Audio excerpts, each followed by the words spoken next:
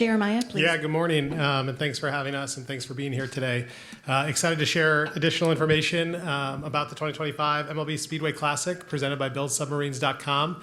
It's great to be up here with our partners on the event, and very much looking forward to sharing more information today with all of you, and also with the fans that'll come to this historic event in August to not only see amazing baseball, but also to experience what the last great Coliseum here at Bristol Motor Speedway has to offer. It'll be the first time an American League or National League team plays a MLB game in the state of Tennessee, which is something we're very excited about. And with about 6 weeks underway, you can see that construction is happening. So what was on the video is great. What is on the renders is amazing. But I think what's really fun to see is this all come to life over just here outside this building that will bring us to August 2nd and the first MLB game in Tennessee. Since our last press event here in Bristol, we had the opportunity to debut a lot of the event. There's been a lot of great work from a lot of folks in this room, but as well as at Bristol Motor Speedway, our partners at BAM Productions, Brightview Sports, Populous, Canopy, Good People. And it's really the collective efforts of all the people that are working on this event. And what makes this event so special is that from the time that we came out here and met with Jerry and his team and Steve, we really got the connection of family. And when you do large events across the globe, which we're lucky to do at Major League Baseball, it's really that family that you create from day one that allows you to put these things on. And as you bring more of the family into the fold, you then get to create these great memories for the fans that will come to this game. And so it's very true here at Bristol Motor Speedway that as we brought our family and Bristol Motor Speedway and Speedway Motorsports brought their family, we've now united as one big family to bring this game on August 2nd, something that we're incredibly proud of. I'd also like to call out, obviously, the folks from the city of Bristol, the state of Tennessee, and the state of Virginia, who have all been very collaborative in allowing us to put this game on. This does not happen with only private entities, but also all the public entities that are supporting what is going to happen here in August. I wanted to also mention that the fans are expecting an MLB game here on August 2nd. The Reds and the Braves, those are the things that we know. But as we continue to figure out the best programming, we've been able to share some of the highlights around music. And Tim McGraw and Pitbull showcasing a concert right before the start of the game on the other side of the infield from the baseball stadium, and that has been a big excitement over the last couple of weeks. But we're now also able to share that we will be creating a fan zone on the perimeter of Bristol Motor Speedway with a music stage that will feature performances by Jake Owen, Rayner Roberts, and Adam Doliak. We'll have a food truck row with local vendors from the state of Tennessee and other local areas, interactive baseball games like batting cages and pitching tunnels. The Commissioner's Trophy for the World Series winner will make an appearance here. There'll be a Ferris wheel and a lot more for really families to not only enjoy the baseball that's happening inside the stadium, inside Bristol Motor Speedway, but as well outside in this new fan zone that we're creating along with our partners at Good People. We'll also have MLB Network going live from the fan zone throughout the day, and ESPN recently announced that they'll be bringing their 50 states in 50 days. Their visit to Tennessee will be here at Bristol Motor Speedway on August 2nd as part of the fan zone. Fans will have the opportunity to take photos, see other MLB branded stock cars, and also, of course, the iconic It's Bristol Baby sign on the outside of the venue. All the fans that'll come that are ticketed will have the opportunity to experience that from early in the day throughout the game. And we think that accompanying with the music that we'll have in the venue, it'll be not only a great baseball game, but a whole day of fun and entertainment for every fan that attends. In closing, I just wanted to say that the interviews, the press conferences are all great, but the magic of what we've all been working towards and you all have been covering really will be the connection that we will bring by having baseball and NASCAR combine to make this spectacle that will be August 2nd, something that we hopefully will create great memories for the fans in the stadium, but also all the fans that are watching from home or catching a clip on social media.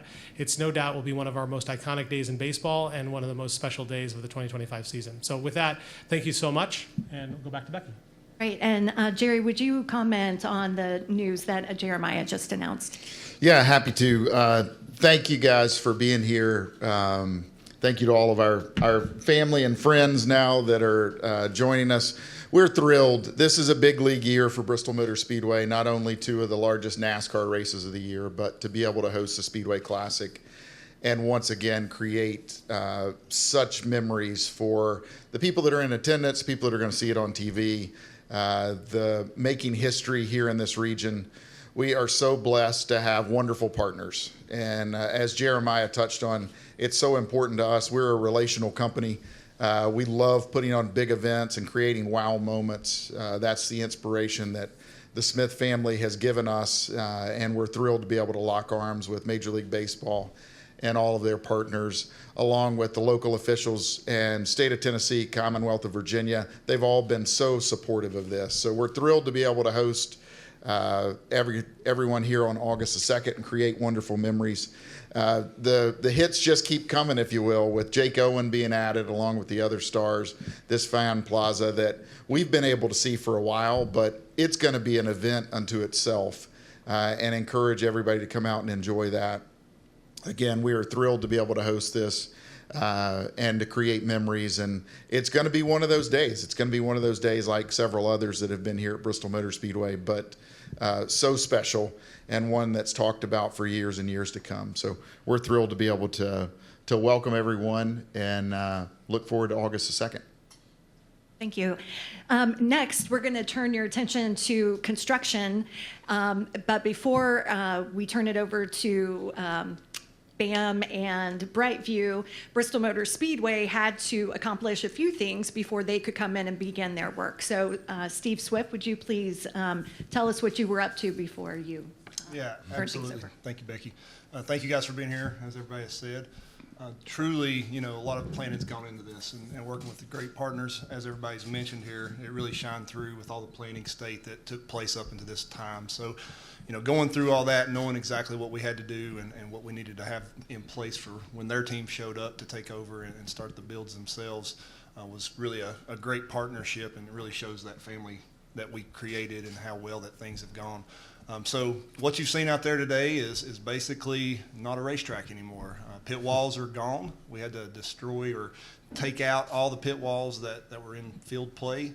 It's not going to be good to have a 2-foot wall that protrudes in the outfield for a player to run into, so naturally those had to go. The Musco poles, which we call mirror trans, that are on the infield, also had to be removed. And unlike when we played football, we had to remove everything to get down to that grade. Again, having a pole in the field of play would not have been a successful venture for anybody, and created some obstacles that don't need to be in the place for competition. So with that, we moved over to the Goodyear building, as most of you know it, where we mount tires and our track services teams take place. And half that building had to be taken out. Naturally, the outfield wall falls into the plane that the building was existing. So that portion of the track was demoed out. And then lastly, when you look down there, there used to be Sunoco gas pumps and a Sunoco canopy.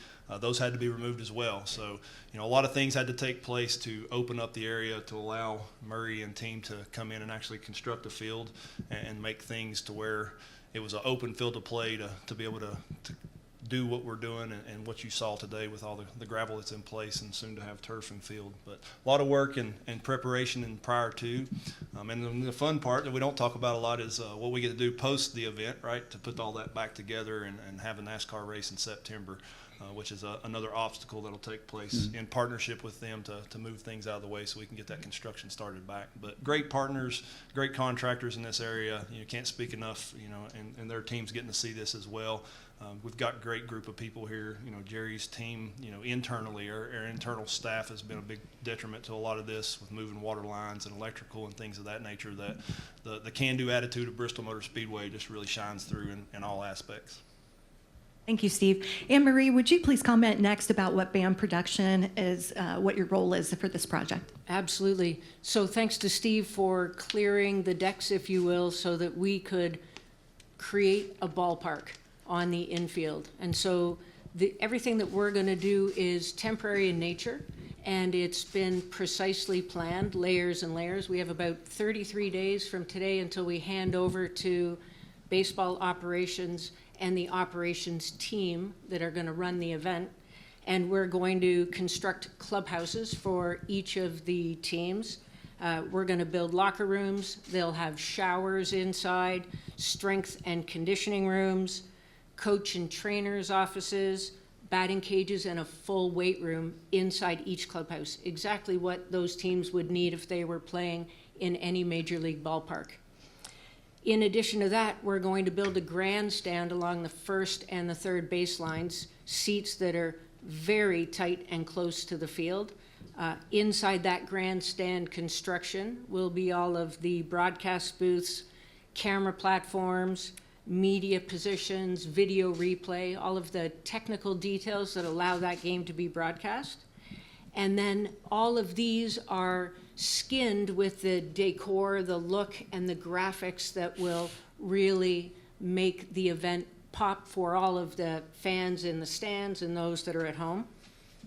In addition to that comes the technology, the video walls so we can, see all the timing and scoring details, the audio system that's going to be enhanced for all of those seats on the field of play, and the lighting that's required.